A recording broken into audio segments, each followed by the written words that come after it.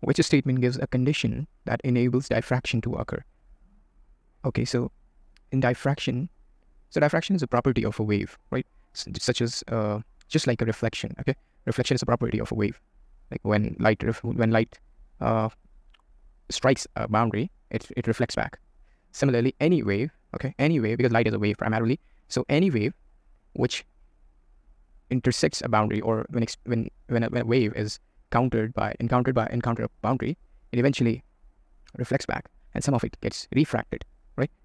Like if you have a container and light is falling, so some of it will reflect and some of it will refract.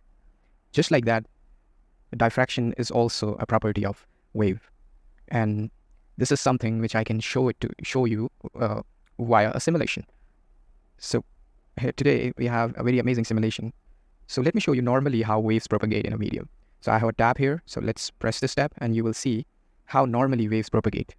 So you're watching from the top how waves are propagating gradually and slowly across the medium, right? But now there's no diffraction phenomena going on. There's just waves are allowed to propagate in the medium.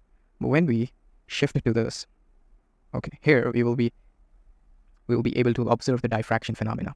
And see, the diffraction is a phenomena when a wave encounter a boundary, a partial boundary, okay? Partial boundary means there's a gap between the boundary. It's not a complete blockage, there's some gap, okay? Whenever there's a gap, a wave encounters, it diffracts through that gap, okay?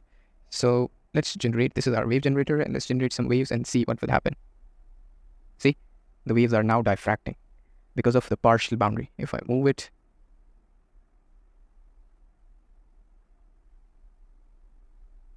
you can see the difference. All right, so making the boundary closer and making the boundary farther from the generator affects the diffraction pattern. Now, this is a very important phenomena, actually critical phenomena in physics. So let's pause it here and let's see what options we actually have. So in part A, they are saying a source of waves move towards a stationary observer. So a source of wave move towards a stationary observer. I don't believe that this could be an option. This could enable diffraction. It's just a natural phenomena.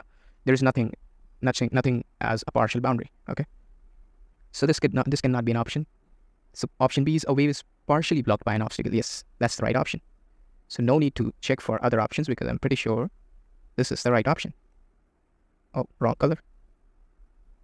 This is the right option. All right.